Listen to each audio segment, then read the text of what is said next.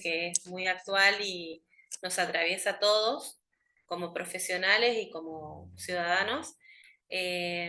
Así que bueno, les comento un poquito la idea, como es un tema bastante extenso, como me parece que son todos los temas de salud mental, porque bueno, tienen que ver con nuestra vida en sociedad, en lo que pasa en la comunidad.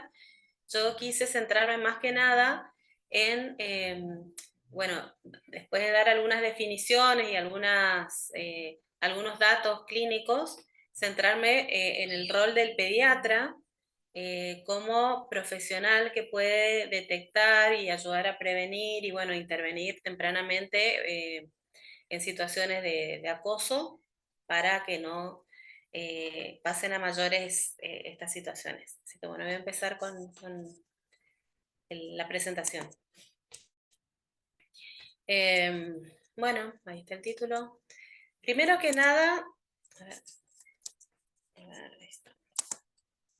Ahí.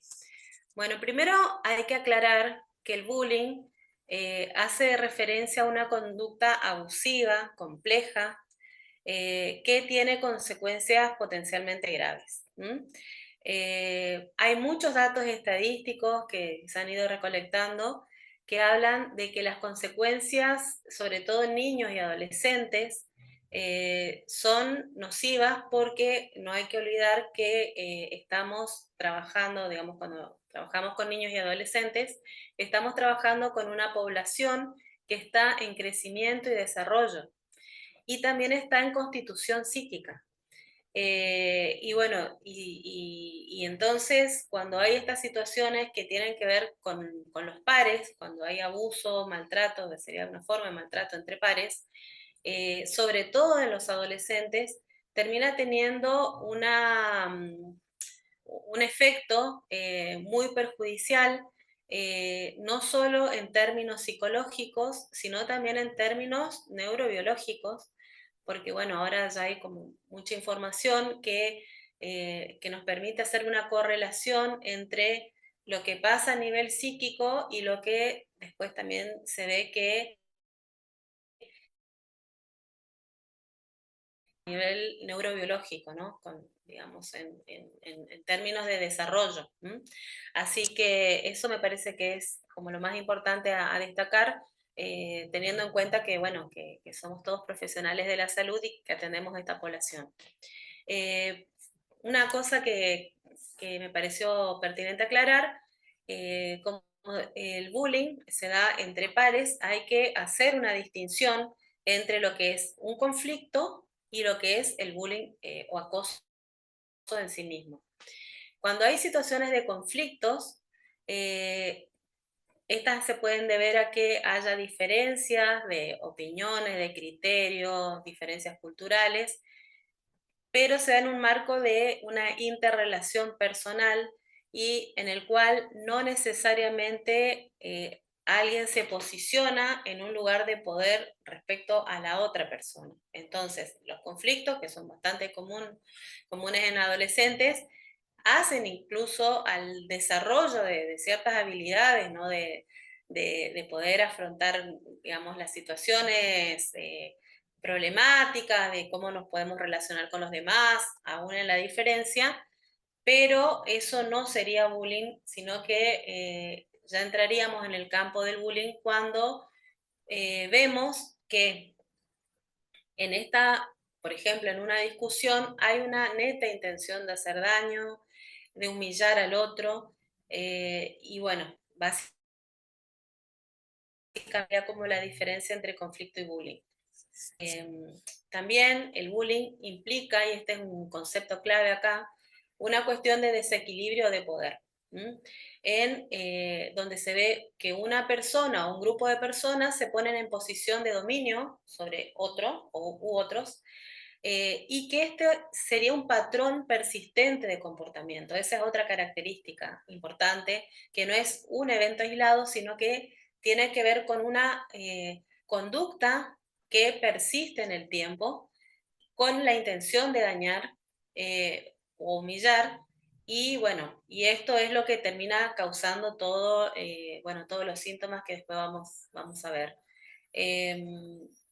La cuestión del dominio sobre el otro o este desequilibrio de poder me parece que es importante también recordar cuando uno ve el tema del maltrato infantil en todas sus formas como, bueno, o en estas situaciones también de abuso sexual, esta cuestión de la asimetría de poder es una cuestión que marca, o sea, es lo que produce como un quiebre de pensar que había una situación en la cual las dos intervinientes podían quizás manejarse de otra manera. ¿Se entiende esto? Eh, en el caso que vamos a hablar ahora, que sería el bullying, la situación de desequilibrio de poder se puede ver, por ejemplo, cuando hay un grupo de chicos que atacan a uno que está solo, cuando la persona que ataca tiene mayor fuerza física, mayor poder económico, mayor poder de influencia, mayor edad. Eh, si hablamos de género, generalmente, en general, el género masculino tiene hasta biológicamente como una contextura más fuerte en relación a la mujer. Esto igual en salud mental siempre decimos caso por caso, pero bueno, se da como generalidad. Y como pueden ver en los ejemplos, siempre está esta cuestión de que no es parejo, no es parejo este ataque, porque la persona que es atacada, que sufre bullying, o no se puede posicionar a la par o realmente no tiene los recursos para poder eh, defenderse a sí mismo, sea por cuestiones de edad o por cuestiones psicológicas. Por ejemplo, se ve que los chicos, las poblaciones de chicos que tienen TEA o algún tipo de bueno, me gusta mucho la palabra de discapacidad, pero bueno, de capacidades diferentes o que pueden tener un déficit intelectual, son presas fáciles, digamos, para este tipo de personas abusivas.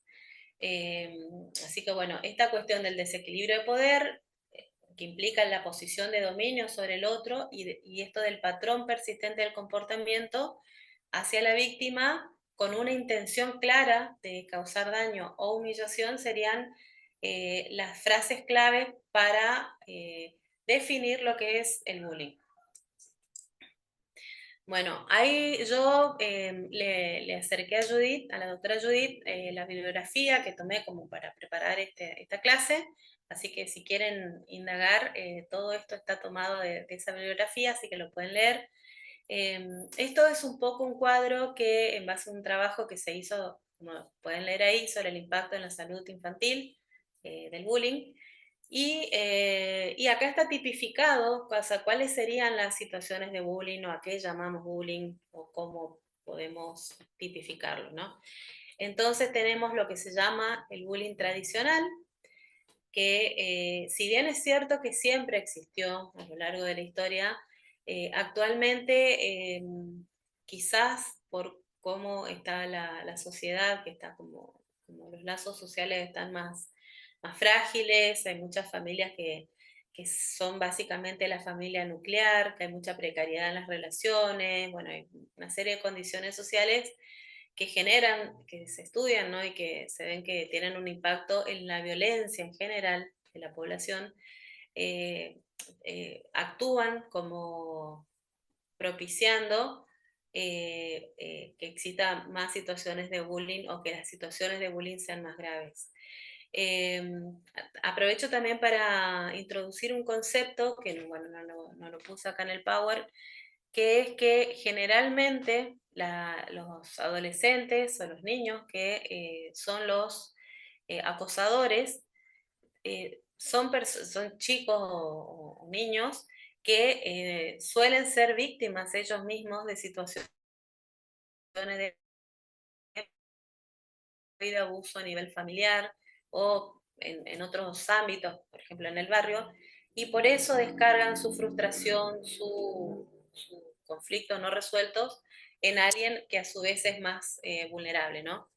Entonces lo introduzco acá para cuando veamos en la parte de intervenciones, que bueno, que también uno tendría que tener en cuenta esto, de que no se trata solamente de pensar el acoso en términos de la víctima, sino también pensar que el que está realizando el acoso también necesitaría ciertas intervenciones. Bueno, volviendo al cuadro, dentro del bullying tradicional, bueno, tenemos cuando el acoso es físico, que es una agresión, golpear, empujar, dar patadas, tirarle los objetos, y después pueden ser también verbales, directos o indirectos, ¿no? O sea, directo sería una burla, un insulto, frases que, digamos, que lo denigren, que denigren a la víctima.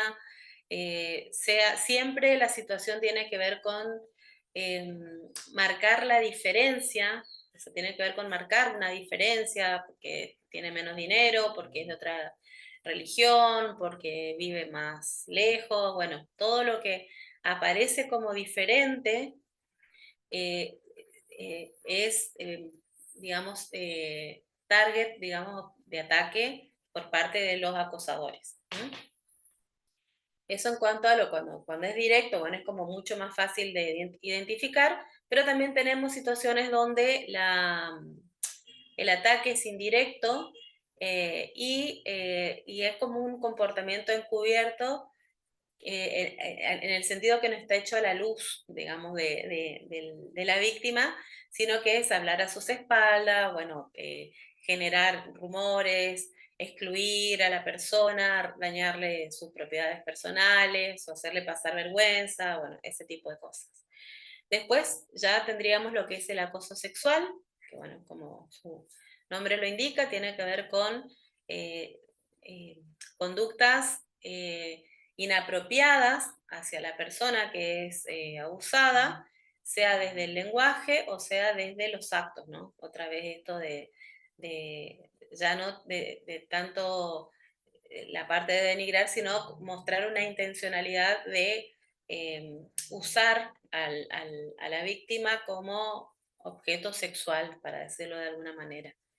Y después tenemos el ciberacoso, que de alguna manera facilita el bullying eh, tradicional y el sexual, que bueno, como creo que todos están al tanto, ¿no? Que tiene que ver con todo lo que pasa en las redes sociales, que es un gran problema que estamos viendo actualmente porque eh, los adolescentes y los chicos cada vez más chicos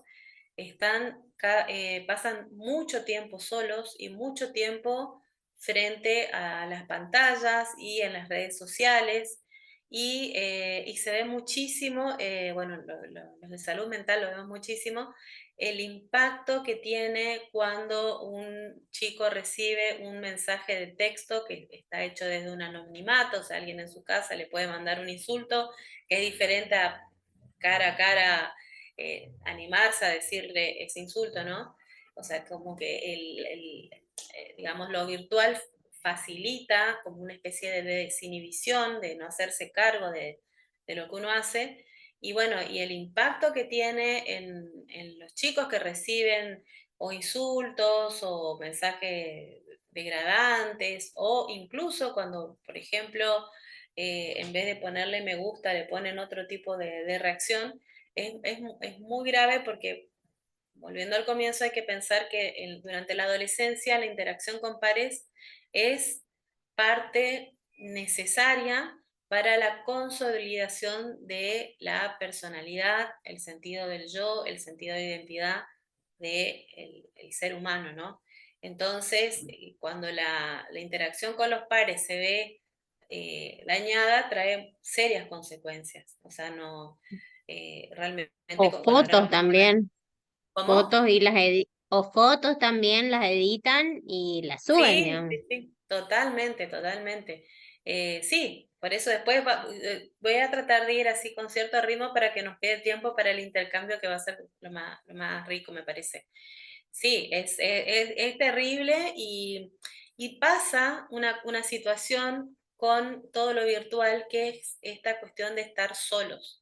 O sea, cuando el chico está en la escuela y viene alguien y lo empuja, no sé, puede pasar que un compañero vea eso, le avise un preceptor, le avise a otro compañero, bueno, hay gente que está presenciando la escena y puede ser que alguien haga algo. Las situaciones de tipo virtuales generalmente se dan en solitario. Los padres, bueno, habría que hacer más campañas, por eso me pareció muy, muy buena la invitación y le agradezco tanto, porque habría que hacer más campañas sobre lo que es el ciberbullying y lo que implica el uso de pantallas, de hecho, porque cada vez se ve que los chicos empiezan a edades más tempranas, pasan mucho tiempo y en general también se ve que por una cuestión propia de la vida y que todos los adultos estamos muy exigidos, quizás uno no se toma el tiempo como para monitorear y ver qué tipo de contenido está teniendo, a qué tipo de contenido está teniendo acceso su hijo o hija, y bueno, y eso los deja medio a merced. A mí me gusta decirle, por ejemplo, a los papás de mis pacientes, que tienen que imaginarse que el celular o la tablet es como si fuera la puerta de la casa. Y si entonces ellos no le dejan a los hijos salir a las 11 de la noche, qué sé yo, a que vayan a jugar a la plaza, con ese mismo criterio no tendrían que dejar que estén solos a las 11 de la noche con el celular, por ejemplo. ¿Se entiende un poco el concepto? Porque realmente la conectividad, que tiene un montón de cosas muy buenas, también, digamos, introduce a los chicos en un mar donde hay de todo y generalmente están solos ahí. Entonces, bueno, eso da toda una complejidad que daría como para toda una clase en sí misma o una charla, pero bueno, lo podemos hacer más adelante. Bueno, así como voy a tirar algunos datos y después vamos a la clínica. Bueno, según la OMS, por medio de un informe que se hizo desde la UNESCO en el 2019, se vio que 1 de cada 3 niños a nivel mundial había sido víctima de acoso escolar en uno o más días del mes anterior en el que se hizo la muestra. Y que 1 de cada 13 había sido acosado 6 o más días durante el mismo periodo. O sea, si sumamos los dos porcentajes, da prácticamente el 40%, casi la mitad de la población, lo que habla de una alta incidencia. Bueno, y después hay unos porcentajes más centrados en, bueno, en Europa, América del Norte, y bueno, y vieron que la OMS suele trabajar mucho con los países del Caribe, por eso nombra más a América Central. Bueno, vamos un poco a introducir ya todo lo que serían las consecuencias.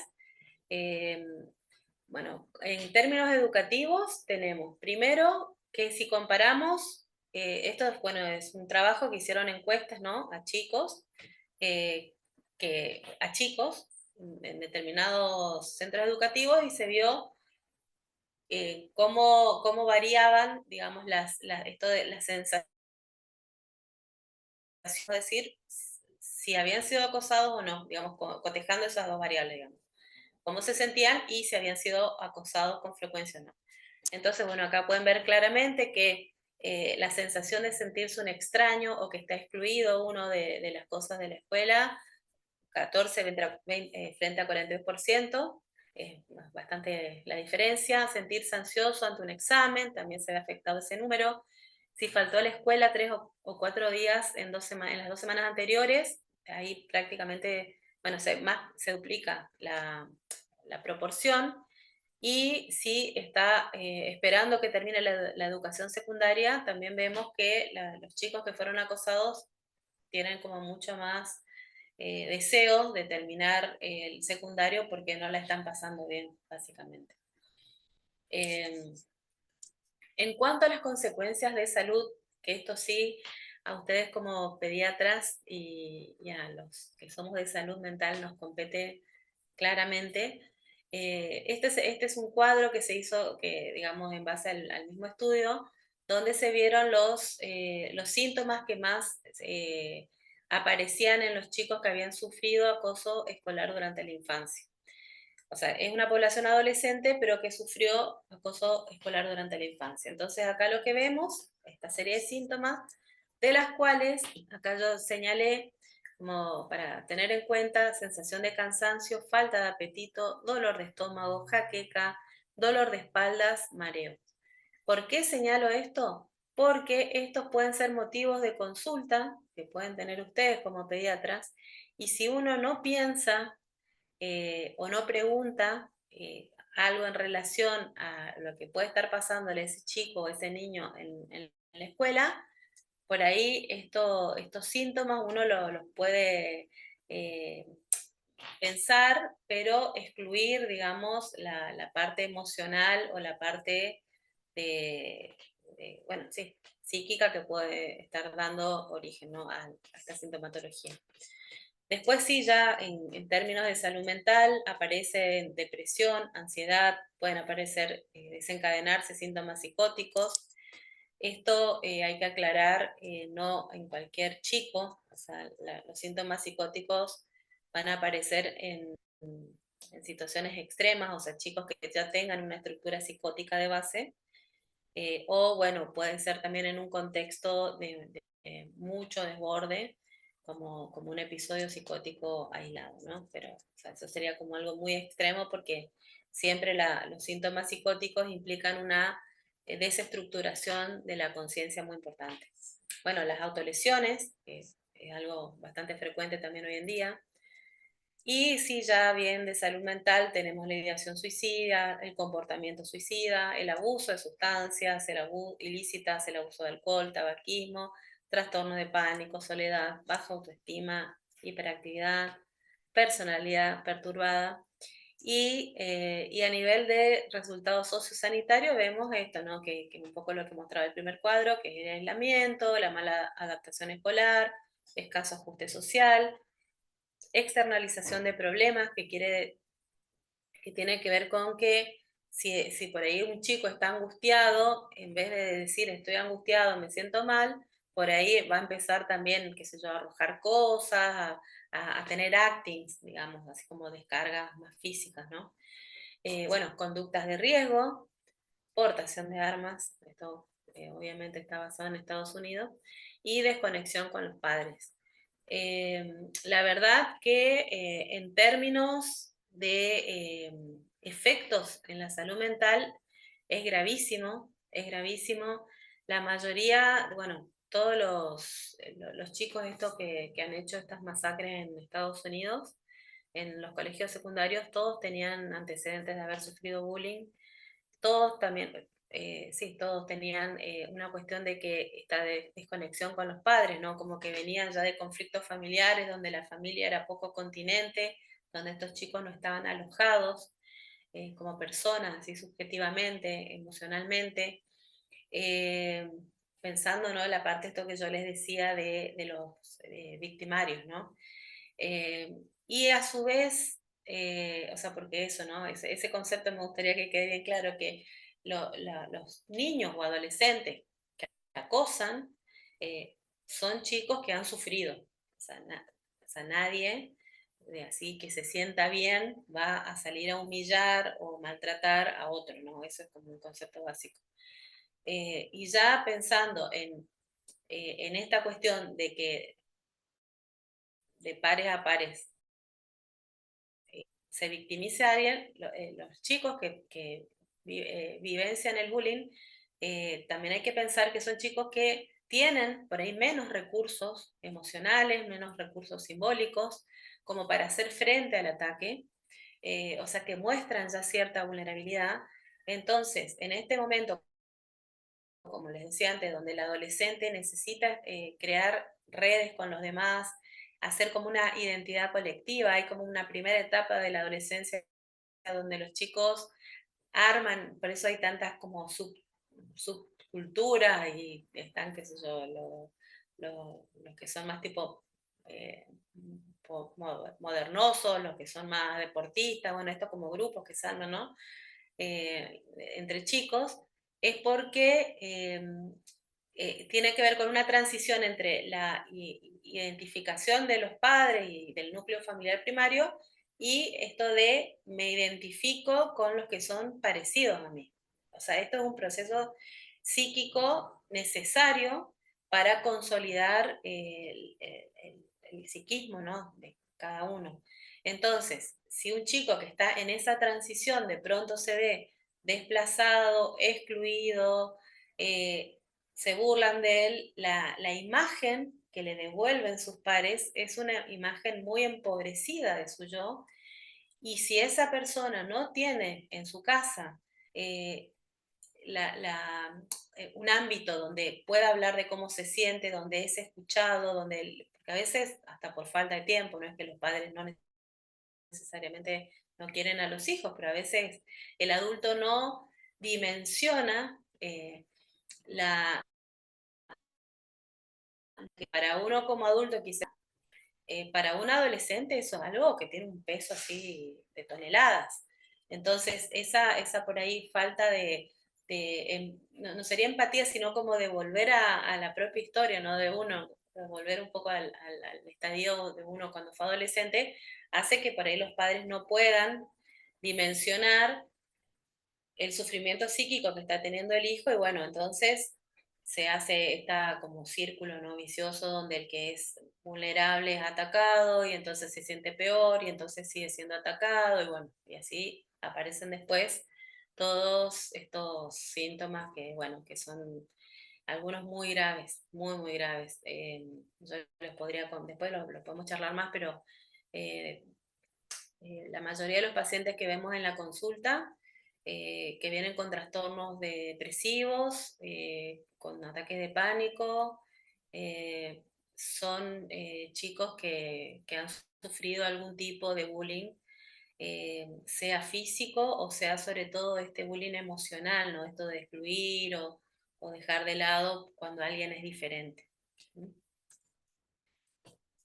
Bueno, este otro trabajo que también puse para comentar, habla de qué pasa con la participación de los padres en relación al acoso, ¿no? Y qué pasa con las prácticas médicas. Después, si tienen tiempo, yo les recomiendo que lo lean, es muy interesante, está hecho muy seriamente. Bueno, se hizo un sondeo entre profesionales y también se le dio como unas encuestas a los padres y a los chicos como para abarcar como los tres aspectos, ¿no?, de la dinámica entre lo que es la atención, la familia, bueno, y el adolescente. Y bueno, de ahí surgieron unos resultados que, bueno, que acá quiero nombrar algunas cosas. Bueno, primero que para poder hacer frente a el acoso escolar, sí o sí hay que pensar en la multidisciplina o la interdisciplina entre padres, pacientes, maestros, bueno, entidades educativas, profesionales de salud mental, entre todos, ¿no? Porque no es una patología médica en el sentido clásico, sino que es un problema que hace a la vida de relación, que tiene después consecuencias en la salud, pero que el problema hace a la vida de relación de ese adolescente, ¿no? Entonces, todos los adultos tenemos que involucrarnos para ser también de sostén y regular ahí esas situaciones abusivas. Otro punto que destaca el trabajo es que cuando se concientiza a los padres, sobre todo, se puede prevenir bastante y controlar las conductas de acoso. Por esto que yo les decía, que también lo vamos a ver más adelante, esta cuestión del vínculo entre padres e hijos, por ahí no es tanto, digamos, no es tan complejo, sino es tenerlo en cuenta y poder tener una charla con los padres para ver, para sondear un poco si qué tanto están sabiendo de sus hijos, qué tanto saben de cómo va la escuela, bueno, ese tipo de cosas. Y otro punto también importante es que poder hablar sobre el acoso escolar durante las atenciones médicas es, digamos, una intervención adecuada porque, bueno, uno ahí está haciendo prevención, ¿no?, de alguna forma. El estudio, no sé si voy bien, si voy muy rápido. No, reviendo. Bueno, Igualmente preguntas pueden poner en el chat y al final contestamos. dale, bueno, sigo entonces. Bueno, tomé este trabajo porque en realidad no hay tantos trabajos hechos desde la pediatría, desde salud mental sí, pero no desde la pediatría, y me pareció que estaba bueno cómo trabajaron la cuestión de la percepción de, digamos, de los adolescentes, la de los profesionales y la de los padres. O sea, en ese sentido me pareció que está muy bueno. Bueno, en el trabajo encontraron como dificultades, bueno, falta de tiempo y capacitación de los profesionales de la salud en general para hacer diagnóstico, eh, y que, bueno, ya hace un poco la referencia a esto que decía yo al comienzo de la etapa del desarrollo y la importancia, ¿no?, de poder prevenir o actuar tempranamente ante estas situaciones. Bueno, y otra de las cosas que también destacaron es que cuando se mejora el proceso de detección, o sea, en los casos donde se pudo detectar rápidamente la situación de acoso, ese solo hecho redujo riesgo de depresión posterior, de ideación suicida, de autolesiones, de problemas de distracción en la escuela, de, bueno, somatizaciones, bueno, todo lo que vimos como consecuencias, el solo hecho de poder haber detectado que un chico estaba siendo, digamos, acosado, sirvió como vía de que como adulto uno intervenga y bueno, y se hagan cambios para que el adolescente no se sienta tan solo, ¿no?, en esta situación que no está pudiendo manejar. Y también remarca que ¿qué es lo que pasa acá, no? Que los pediatras son la primera línea de contacto para la intervención en caso de acoso. ¿Por qué? Porque en general la gente sigue llevando a sus hijos al pediatra, y en lugares, obviamente, donde hay pediatras, porque hay gente del interior y uno sabe que por ahí en el interior es más complicado, pero me pareció importante destacar cómo desde tener la idea de que puede estar pasando una situación de estas en la consulta, ya abre la posibilidad de intervenciones, de que se haga una intervención terapéutica, digamos así, o de protección o de prevención o terapéutica. Y bueno, y ahí nombro nomás esto también de que la Academia Estadounidense de Pediatría, en una declaración en el 99 descrito como el papel emergente de los pediatras en los casos de violencia, ¿no? Bueno, esto es un poco los resultados del estudio, que bueno, básicamente lo que dice es que los psiquiatras infantos juveniles detectaron más que los pediatras el problema, lo que es un poco obvio, diríamos, porque tiene que ver con las incumbencias de la formación, pero en realidad, si uno piensa que la mayoría de los pacientes en realidad van al pediatra y no a un psiquiatra infanto-juvenil, ahí es donde uno piensa todas las cosas que podemos hacer, cada uno desde su rol para actuar, así como actores de prevención sobre todo, ¿no?, de estas situaciones. Bueno, el tema de la familia, otro tema complicado. Eh, bueno, básicamente que el estudio encontró esto, ¿no?, de que las familias que fueron capaces de detectar cambios en el humor de los chicos, que estaban yendo mal en la escuela, que estaban más retraídos, esas familias, por supuesto, eh, actuaron en consecuencia y y sus hijos no llegaron digamos, a la situación de víctimas de bullying, o sea, pudieron haber tenido alguna situación de acoso, pero no este rol de víctima. Y sí se vio que las familias donde sobre todo las madres eran poco cálidas, poco continentes, eh, con los hijos, había más chances, más probabilidades de que sus hijos o alguno de sus hijos sufrieran abuso, ¿no? Entonces, esto lo traje a colación porque un poco esto como estas tres aristas que hay que tener en cuenta para pensar las intervenciones, ¿no? Lo profesional, lo educativo y lo familiar. Sí o sí la familia tiene que poder involucrarse y uno tiene que tratar de que la familia también tenga en cuenta o esté atenta a estas cuestiones, ¿no? Qué sé yo, se me ocurre que por ahí en una consulta una mamá puede decir, sí, uno le dice cómo anda, le pregunta al chico cómo anda bien en la escuela, y si por ahí lo nota un poco tímido, por ahí después, así en privado, le puede preguntar a la mamá qué sabe del hijo, y por ahí la madre o los padres no pueden decir, sí, están, qué sé yo, con menor desempeño en la escuela, o lo noto más solitario o solitaria, pero tal vez no están ubicándose en que ese chico o chica pueda estar sufriendo alguna situación de acoso. Entonces, la familia, como todo, bueno, ustedes saben mucho, los pediatras, yo siempre destaco la formación que tienen integral, eh, saben la importancia, ¿no? de todo lo que es prevención. Bueno, y ya como un poquito para ir cerrando, yo puse esto como un eje, así como el eje, ¿no?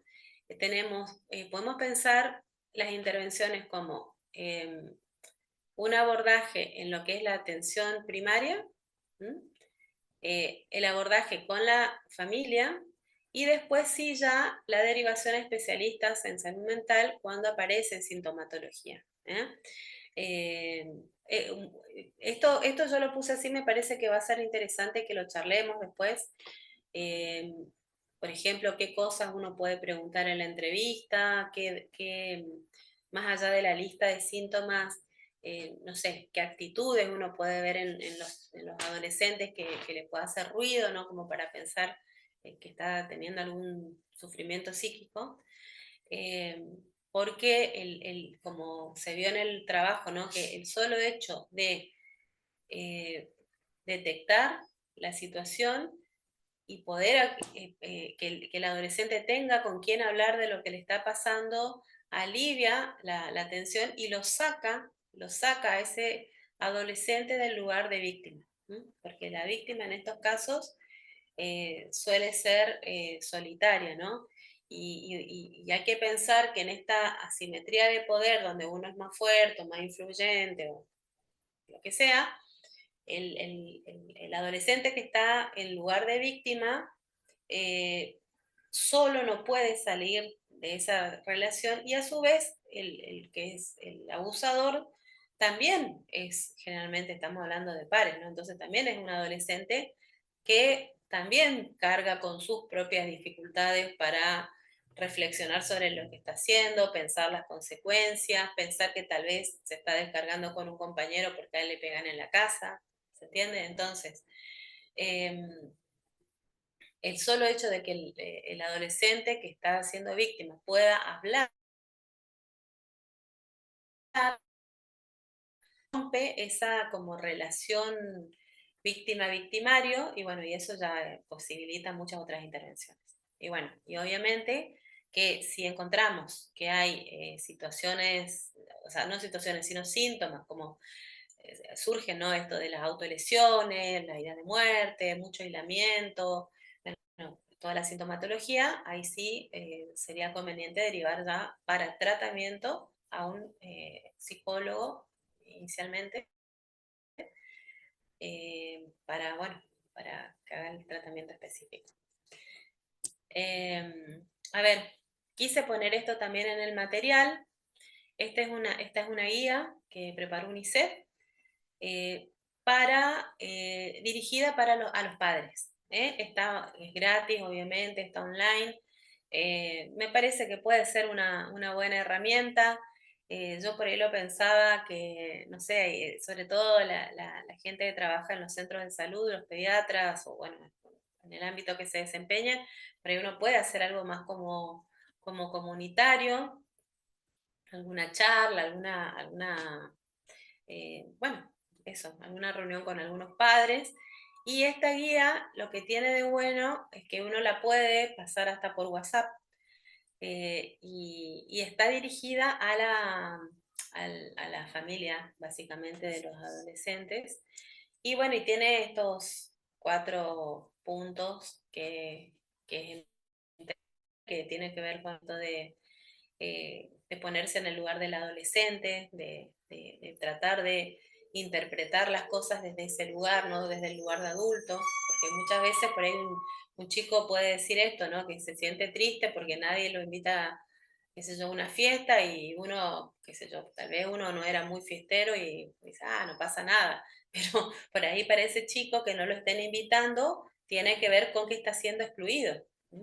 O, como les decía antes, lo del mensaje, uno como adulto tiene las herramientas para, digamos,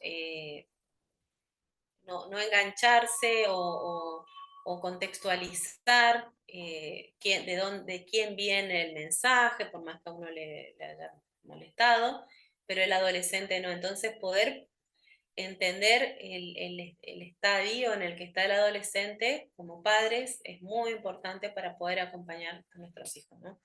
Bueno, esto lo pueden bajar, así que no me voy a extender mucho en esto, pero bueno, quería mencionar esta guía para padres, que es un material que uno por ahí puede mandar también. Y bueno, y para ir cerrando ya esta parte de la charla, bueno, esto que el bullying tiene una alta incidencia y prevalencia en los adolescentes y que capacitarnos para poder diagnosticar, detectar y orientar tanto al paciente como a la familia, bueno, va a posibilitar un abordaje integral en la salud de los adolescentes. Gracias. Bueno, le leo algunas preguntitas que pusieron en el chat. Uno era justamente lo de dónde se puede bajar las guías en internet, como dijo. Hay también en la SAP material de bullying. De hecho, este año se trató el bullying, tema bullying. Y acá las preguntitas en el chat dicen algunos consejos para manejar con niños en la etapa escolar, jardín de 5 o 6 años, para manejar con padres. En parte en la guía calculo que también va a hablar, ya que se ve mucho descuido en cuanto a la comunicación entre ellos y los dispositivos. Y otra cosa que le quería contar, Doc, hay no solo pediatras, digamos, hay médicos clínicos, hay de la escuela también, hay algunos docentes acá, estoy Ah, qué escuchando bueno. esta charla que está dando, Bueno, buenísimo. así que es amplio el auditorio. Ah, bueno, no sabía, bueno, mejor entonces, mejor. Bueno, a ver, por ahí la pregunta, la primera era sobre el jardín de infantes. Bueno, Sí, jardín de infantes. no sé, por ahí me parece que estaría bueno que la persona que hizo esa pregunta, si puede hablar, entonces se explica más, así haciendo alusión a qué. No sé quién, si se anima, si no, contesto algo así como más, como genérico. No sé, a ver quién hizo. No sé si- Dice Poco X3 Pro, no dice nombre. Ah, no, dice pero está bien, pero voy a buscar acá ahí está la pregunta. Niños, a ver, el tema, a ver, primero que si estamos hablando de niños de 5 años, si con los adolescentes yo planteaba esta cuestión de que están en formación y que necesitan de la orientación y el acompañamiento del adulto, ni que hablar de un niño de 5 años. En nuestro país la educación empieza a los 4 años, o sea que, salvo los chicos que fueron a guarderías, a los 4 años es cuando el niño ingresa por primera vez a una institución donde va a tener pares y donde va a estar esta figura del docente. Cuando hay, no sé, por eso no entendía bien o no entiendo bien, si, porque no se puede hablar de bullying en niños de 5 años. Primero hay que aclarar eso. ¿Eh?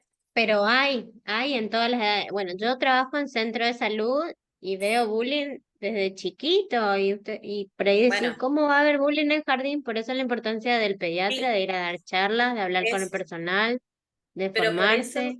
claro, pero por eso cuando yo digo no hay bullying es que así como si se tratara de adultos ya, por ejemplo, entre un jefe y un empleado ya no se habla de bullying, sino tiene otra denominación, ¿m? Moving, digamos, o la violencia de género, o sea, esta como pequeña diferencia, o sea, todo es violencia, uno puede decir, hay una cuestión de violencia de trasfondo, por eso yo hablaba de la violencia en general hoy, pero lo que sí hay que saber es que los chicos de 5 años, por el estadio psíquico en el que están, no no hay una elaboración intelectual donde el niño de 5 años diga voy a ir a pelear para que sufra. O si viene un compañerito con la ropa rota, no le va a decir, no sé, sucio para que sufra. O sea, esa intencionalidad no existe en los chicos de 5 años. Lo que sí puede existir en los chicos de 5 años es que ellos repitan conductas a las que están expuestos. ¿Está? Ese sería como el germen, si se quiere, del futuro bullying. O sea, un chico, por eso yo le decía, no hay que olvidar que los chicos que después ejercen bullying tuvieron que haber sido ellos víctimas porque acá con el tema de la violencia pasa que hay básicamente como dos mecanismos de respuesta cuando uno fue violentado o cuando uno sufrió maltrato. Está la identificación con el agresor, que es cuando los niños empiezan a tomar rasgos de la persona que agrede, como diciendo, si la persona que agrede está en situación de poder, yo me vuelvo como esta persona para al menos en un futuro que no me siga pasando esto que hoy sufro. Y la otra posición es defensiva, una es como de ataque y la otra es más defensiva, y tiene que ver con me paralizo, me quedo callado y soporto. ¿eh? Entonces, cuando se ven estas situaciones de violencia, que sí, eso sí, coincido que se ve mucho en chicos ya en el jardín, lo primero que hay que pensar es que eso no es bullying, sino que eso es un niño que está respondiendo agresivo. Habría que ver qué situación de agresión o de maltrato puede estar detrás. ¿eh? Eso me parece que es como lo primero que habría que aclarar. Claro, Y son esto las del manejo vivencias con los personales. padres es bastante. Claro, pero claro, el chico, cuanto más chiquito, o sea, uno puede ver un nene de 2 años que va y pega en la guardería, o sea, en la guardería hay chicos que van y le tiran el pelo, le pegan, y vos ves o sea, uno ve que son actos de agresividad manifiestos entre niños pequeños. Pero ahí lo que falta para que sea bullying es la intencionalidad y agarrar a alguien de punto y disfrutar o sentirse uno superior porque le está haciendo sufrir al otro, ¿no? Por eso, generalmente estas situaciones de bullying se da desde los 10 años en adelante, con más intensidad, porque ahí los chicos ya tienen como un nivel de elaboración psíquica, digamos, superior. ¿eh? Entonces, primero que nada me gustaría aclarar eso, que el niño de 5 años no es que se hacen bullying. Sí pueden manifestar agresividad, sí, y ahí sería la intervención, ver qué se hace. Es bastante difícil, bastante, y más si hay docentes presentes, seguramente van a coincidir conmigo, es bastante difícil porque esto que yo decía también de la violencia así general de la sociedad, de la ruptura de los lazos sociales, que eso está todo estudiado, ¿no? Hace que como adultos, a los adultos también les cueste mucho escuchar cosas diferentes, salir como de la visión egocéntrica que uno puede tener de su hijo, de sí mismo. Los docentes son muy cuestionados por los padres, muy cuestionados, y eso los saca de un lugar por ahí de referencia para los alumnos. ¿eh? Son cuestionados y muchas veces digamos, se los desautoriza. Entonces es bastante complicado. O sea, habría que ver como medio que cada caso, en general, lo que sí podría dar como recomendación es primero que hay que pensar que no es bullying, sino que están habiendo situaciones como de agresividad, de que hay chicos que están manifestando que algo les pasa. Y por ahí sí, el docente lo que podría hacer es llamar a los papás del niño que está teniendo esta conducta y ahí sí preguntar qué pasa y demás. Si ve que no hay mucha posibilidad de diálogo, por ahí se le puede recomendar que vaya al pediatra. Depende de los docentes, hay docentes bueno, que tienen como una llegada a los padres, que pueden incluso recomendar que vaya un psicólogo el niño.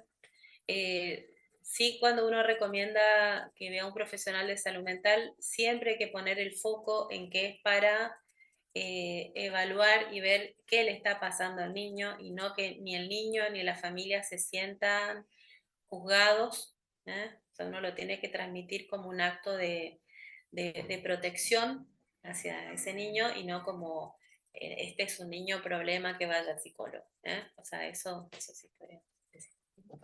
La doctora Girao quería decir algo y después seguimos con el chat que hay un montón. Sí, sí, sí. Hola, perdón, hola Luciana, ¿cómo estás? Hola, Karin, ¿cómo No, estás? ¿cómo andás? Quiero hacer un comentario más si hay Sí, docentes. ¿Y qué opinás? Que en realidad considero que es muy difícil, ¿no? Sobre todo en el adolescente, como decís vos, ya sexto, séptimo grado y los primeros años de secundaria y toda la secundaria, ¿no? Esto de que el bullying, por eso le toca mucho el trabajo al docente, entiendo, ¿no? De desmantelar, o sea, si hay un bullying, como vos decís, hay una asimetría, hay un líder que la está pasando mal, algo le pasa, ese logra, es un líder, tiene la capacidad de lograr adeptos, y esos actores secundarios, entiendo que son estudios hechos en Europa y demás, se trabaja justamente con esos actores secundarios, esos niños que siguen al líder por miedo, ¿sí? O porque lo admiran desde algún lugar. La idea es trabajar con esos actores secundarios, con los niños, no el acusador, el líder acosador, sino el que acompaña al acosador, de manera que cuando ese acosador se queda solo, ¿sí? Solo, no hay una relación de bullying, o sea, de asimetría, es un grupo contra un niño solo, ¿no? Entonces de esa forma se va desarmando. Yo entiendo que un trabajo bastante difícil, pero lo demostrado llevará tiempo, es lo que funciona. No sé si opinás vos, no sé si fui clara con la explicación, sí, no, ¿sí? perfecto. Sí, sí, de hecho sí, en los países nórdicos que tienen como más trabajos hechos al respecto, llegaron a esa conclusión que la mejor forma de intervenir es esa, ¿no? Por eso, que es como quitarle poder, un poco al que actúa como líder, y si puede pasar que haya un chico o chica que, que sea el que acosa a otro y que los otros tal vez no lo sigan, pero sí que estén callados. Y entonces en el silencio esté como la complicidad. Entonces, como poder hablar sobre ese tema y que el docente vaya pudiendo, o en el caso que planteabas vos, como que se vaya separando el que por miedo está al lado y que se anime a decir lo que realmente pasa o piensa, o también de alguna forma como empoderar, ¿no? O sea, como hacerles saber a los alumnos que no hay que no está bueno, por ejemplo, acostumbrarse a tolerar situaciones de maltrato, ni como víctimas ni como testigos. O sea, como que no hay que naturalizar la violencia. O sea, eh, buscando no estigmatizar, que esa es la parte más difícil, porque estigmatizar al acosador, digamos. Y esa es la parte más difícil porque si uno no tiene cierta formación o cierto trabajo sobre uno mismo, uno responde, ¿no? Desde el enojo, desde la bronca por la injusticia o lo que sea. Y bueno, y se pierde de vista que la persona el adolescente que por ahí está mal, no sé, tal vez tiene un padre alcohólico que le pega cuando llega a la casa. Entonces, sería no responder a la violencia con violencia, ¿no? Entonces, no hacer cuestiones que sean sanciones, sino más bien que sea integrar a los chicos en grupos de reflexión y demás bueno, ayudan mucho. Eso sí, sí, Karina, como vos decís.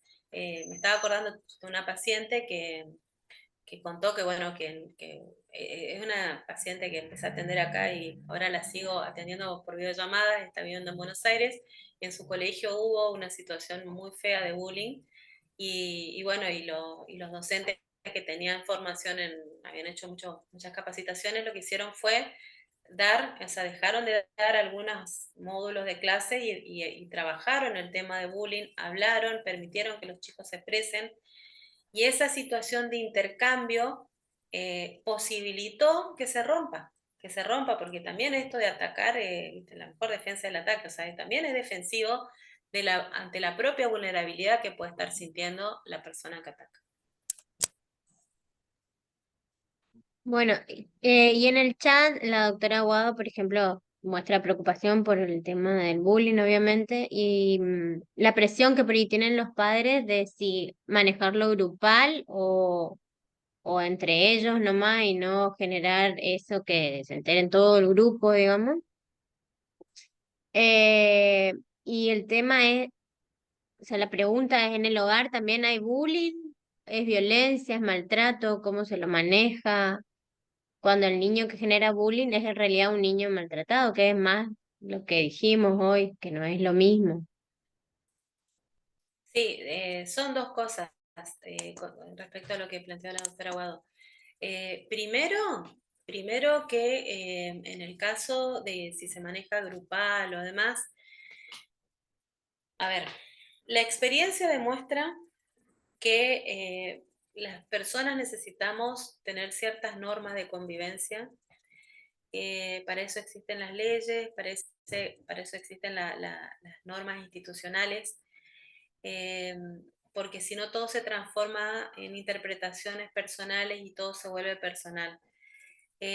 Cuando si estamos hablando de una situación de bullying en un ámbito educativo, ahí sí sería lo más pertinente sería, por ejemplo, que no se maneje en el chat de padres, no, el chat de padres, sino que los padres interesados puedan ir a plantearle al directivo del establecimiento o al preceptor o algún referente, ¿no?, del centro educativo la situación y ver la posibilidad de que se trabaje desde la escuela esta cuestión del bullying, así en forma general, porque eso evita estigmatizar a la persona que por ahí está haciendo, que está siendo el acosador, o el grupo de chicos que están siendo los acosadores.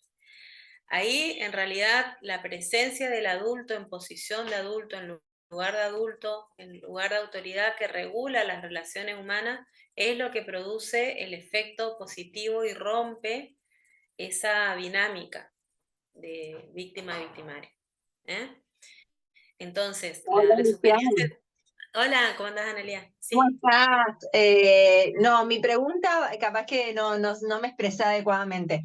Era, por supuesto, siempre tiene el adulto, el padre, el tutor, tiene que intervenir en forma activa, acercándose a la institución, pero bueno, justamente en la escuela donde van mis hijos vivencié situaciones de bullying donde se empezó a manejar en forma individual con las familias de cada chico. Yo creo que en esto de no estigmatizar y empezar a trabajarlo personalmente, hacer sugerencias desde la institución y después en esto de que los padres muchas veces se ven como aislados, el resto de los padres se ven aislados de esta intervención y lo hacen público.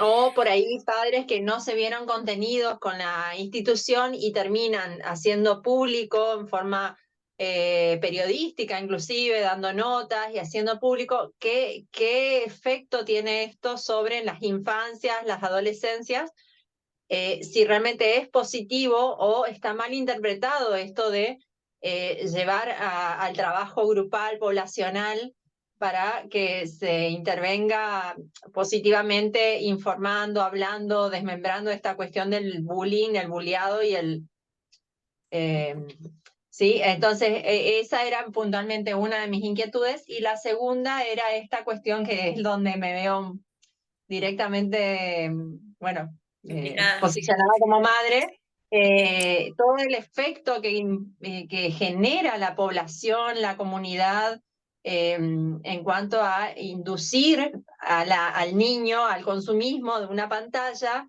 al consumismo de redes sociales, inclusive el léxico de los adolescentes, todos con términos cibernéticos, bueno, de todas cuestiones de redes más que Entonces, ¿cómo tenemos nosotros que posicionarnos como padres? Porque también chicos que están ingresando a la adolescencia y esto de sentirse identificados con su grupo y estar, en cierta manera, generarles nosotros una situación de poca integración social, porque hoy en día esta cuestión de lo socialmente aceptado es esto. Pero a mí, la verdad que estoy en contra. Bueno, ¿Y cómo podríamos mirá, nosotros apoyarnos? sí, ¿Sí? está Bueno. buenísima tu intervención. Mira, punto número 1. La experiencia demostró, como dijimos antes, la experiencia demostró que las intervenciones tendrían que ser grupales y desde la institución. Cuando se habla de grupal es como, digamos, es habilitar que se pueda hablar de bullying, por qué no está bueno el bullying, qué pasa con el bullying, que no está bueno acostumbrarse al maltrato, como yo les decía hoy antes, pero eso es para todo el curso. O sea, porque cada chico sabe si hay alguien que acosa y quién no, y si alguien es víctima o no, aunque no lo digan. Pero si uno los pone a todos los chicos en igualdad de condiciones, uno no está estigmatizando al que está agrediendo, y esto vuelvo a lo mismo. Porque no es la solución, no es la solución, porque también ese adolescente o ese niño está siendo probablemente víctima de negligencia, porque la negligencia es un tipo de maltrato, bueno, está haciendo síntomas, o sea, la agresión, la violencia es un síntoma. Entonces, por eso la intervención tendría que ser grupal, pero no decir, fulanito le pegó a menganito, no, sino que se pueda hablar sobre el bullying, bueno, esto, lo que estuvimos hablando nosotros, ese tipo de intervención. Cuando se hace esto que vos nombrabas, de que por separado los padres de los chicos problemas, pueden pasar dos cosas. Uno, que los padres del chico o chica que está siendo el acosador se sientan ofendidos, se sientan porque, bueno, hay que ver también de qué familia viene ese chico, ¿no? Si tienen estos mismos padres dificultades para ver lo que le está pasando a su propio hijo, no sé si saben, pero el mecanismo más básico de defensa es la negación a nivel psicológico, ¿no? Uno negar, minimizar, entonces ahí está complicado. Y por otro lado pasa esto que vos bien dijiste, Analía, de que el resto de los padres se pueden sentir excluidos. Eso por un lado. Con respecto a lo que son las pantallas, las redes y demás, ese informe de UNICEF, ese como folleto, una de las cosas que trabaja mucho es esto que se da que con las generaciones que ya nacieron con toda la virtualidad tecnológica, pasa que antes, históricamente, el adulto tenía más conocimiento que el hijo. Digamos, vamos a decir que las generaciones más que venían, los descendientes. Pero con toda esta cuestión tecnológica se da que los chicos, que ya crecieron con toda esta tecnología, suelen manejar muchísimo mejor que los adultos, incluso que adultos de 30 años, eh, todo lo que son las redes, las nuevas novedades y demás. Entonces eso hace que uno como adulto, si uno no se pone como un poco a investigar, uno queda desfasado y tampoco puede terminar de comprender bien eh, en qué está el hijo. No sé si me explico, digamos, pero es toda una complejidad que estamos teniendo como sociedad. Y por otro lado viene pasando, yo esto lo veo en el consultorio, pero o sea, yo les diría que 15 años atrás fue así como impresionante, cómo hay esta caída, no, o sea, salvando obviamente hay excepciones, ¿no? Pero en general, esta caída del rol del adulto, ¿eh? Es como que pareciera que está mal ser adulto, pareciera que está mal ser una autoridad. Cuando estamos hablando de niños y adolescentes, uno tiene que saber que uno necesita seguir estando para orientar al hijo, aunque sea para decir, no sé, no tomes alcohol, aunque uno sepa que después el hijo va y toma escondida. No sé si, porque una cosa es que uno diga eso y que uno después se dé cuenta que si el hijo vino y tomó, pero otra cosa como pasa por ahí es que los padres te dicen, no, con tal de que no tome en cualquier lado, yo le compro la cerveza o yo le compro. Ahí se desdibuja mucho el lugar de autoridad, porque después de qué de dónde uno le dice al hijo, no, no tomes que te hace mal. Eso para darle un ejemplo que se escucha muchísimo, les puedo asegurar, en la consulta tal vez ustedes lo escuchan igual. Entonces, no hay que tener miedo a posicionarse como adultos y hay que entender que en términos madurativos los chicos necesitan muchísimo de la contención. Por ejemplo, en los países donde se vio que la otra vez salió una estadística que hablaba de a qué edad dejaban el hogar paterno los jóvenes según el país.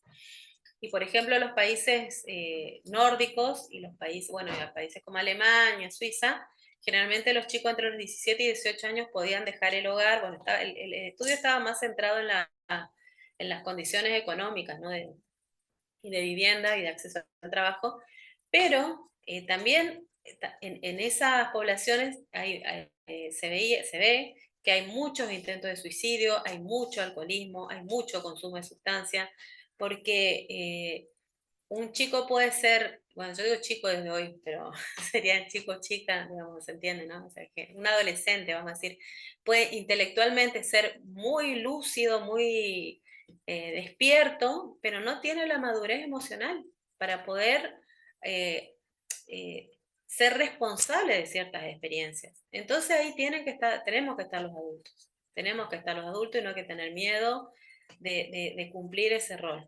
O sea, justamente por esa cuestión de que uno no quiere quedar como pesado, uno quiere, eso se escucha en consulta, los padres por ahí es como que están inhibidos y bueno, entonces los chicos como que están así en la suya, digamos, sin una orientación.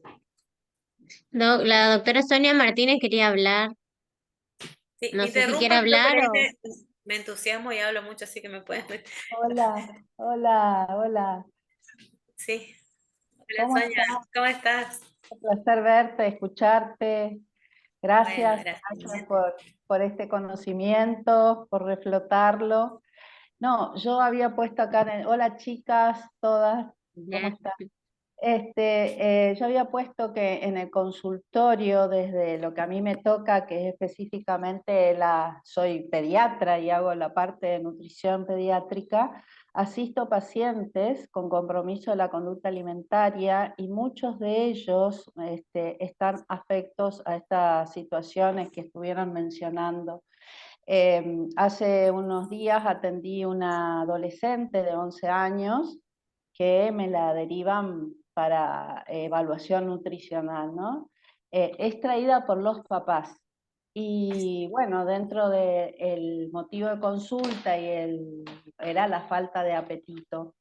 Y bueno, después hablando con ella y empezando a preguntarle los síntomas que tenía, me refirió dolor de estómago, jaqueca, mareos, depresión, o sea, y después viste que uno cuando lo ve entrar al niño ya, viste, sabe en el contexto y en el contexto familiar cuando ve la presencia de uno o ambos padres.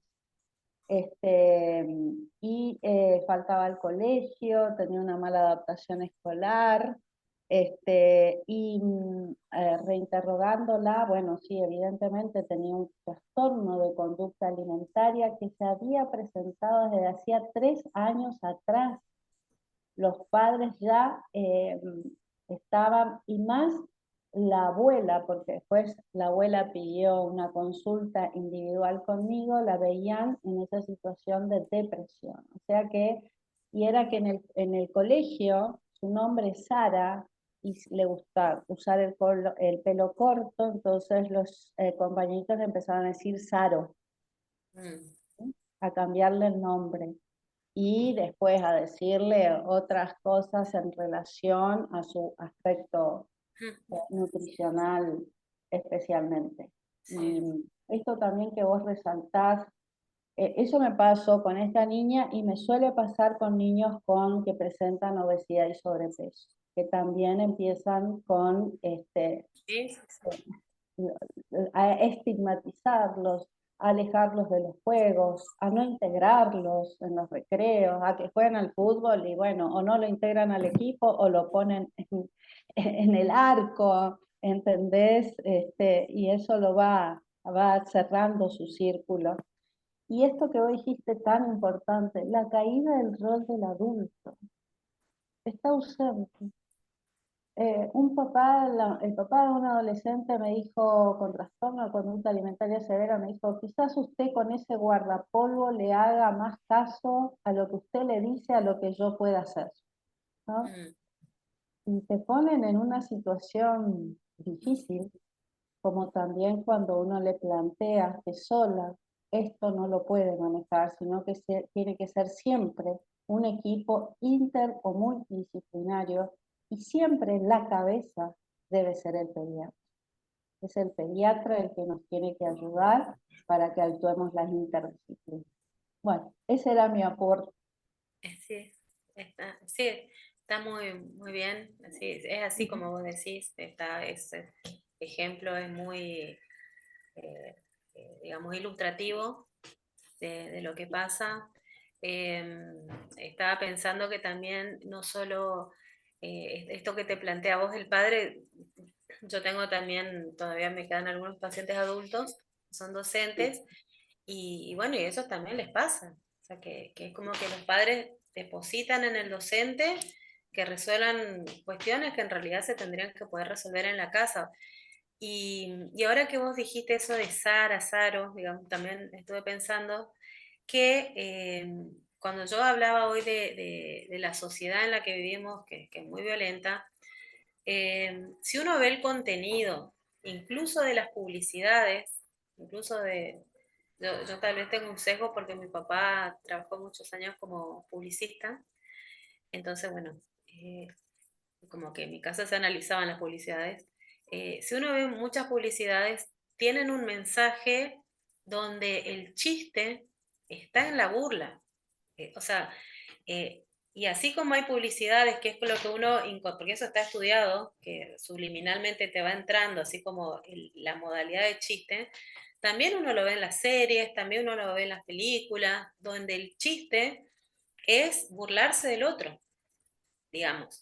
Entonces, los chicos imitan. O sea, uno sabe que los chicos imitan lo que ven. Entonces, lo que se naturaliza y de lo que se ríen los adultos en la casa también. Entonces, ahí alguien estaba leyendo que puso alguien esto, la necesidad de incluir las temáticas en talleres. Sí, sería buenísimo. Sería buenísimo que se pueda hablar más de este tema. Y también, por eso yo destacaba esta digamos, invitación de la SAP, porque este no es un tema de salud mental, es un tema de salud. Y el pediatra sigue siendo todavía, y esperemos que siga así, que haya más pediatras, el médico de referencia. De hecho, uno ve que el periodo de vida donde la gente más consulta al médico es durante la infancia y un poco menos en la adolescencia, porque generalmente si es un hijo amado, uno quiere que su hijo esté sano, entonces ahí van los controles. Entonces, todas las acciones que se puedan hacer en esa etapa de la vida son muy, muy importantes. Eh, y bueno, y como le decía, es una problemática muy amplia y No, la última pregunta de la doctora de la después si Chesa y quieren, vamos puedo cerrando. preparar. Dale, bueno, No a sé ver, no si sé si quiere va a hablar. hablar de la Chesa o no. Tiene También muteado la doctora el micrófono. Avisale, tiene muteado el micrófono. Ah, sí. ahí está. Hola, buenas noches, Doc.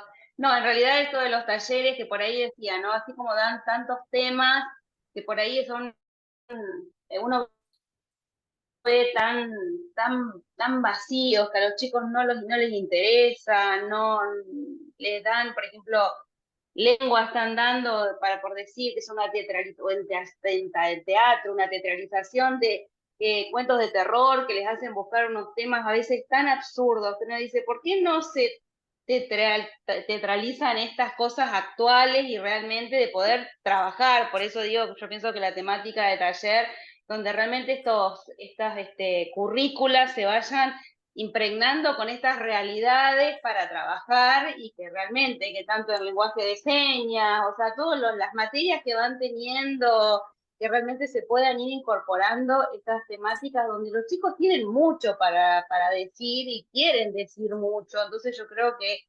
y dado que el ámbito ideal es el colegio, que realmente sea el lugar donde también por supuesto, para eso hay que capacitarse y acompañar, pero que no sea como que el profesor de biología o el profesor tenga que tratar, o sea, que sea realmente en las currículas temas transversales que los están en su constitución psíquica y en su constitución personal, los atraviesa muchos chicos. Entonces, realmente de no hablar de un tema puntual, sino de qué sienten, esto de las emociones, aprovechando en estas películas, o sea, como trabajar esas temáticas donde los chicos están tan necesitados de expresar, ¿no es cierto?, sus realidades.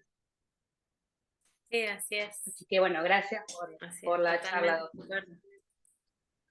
Bueno, gracias doctora por todo lo que nos compartió desde su saber y estamos muy agradecidos que haya querido formar parte de esto. No, bueno, gracias a ustedes por la invitación, como les dije, y bueno, y si les interesa, podemos después, en algún otro momento, ampliar Otra un charla. poquito más, otra Sí. charla. La bibliografía después le vamos a compartir para que vayan leyendo un poquito más y bueno, seguimos en contacto. Bueno, gracias a todos y buenas noches. Luego, chao, buenas noches. Buenas noches.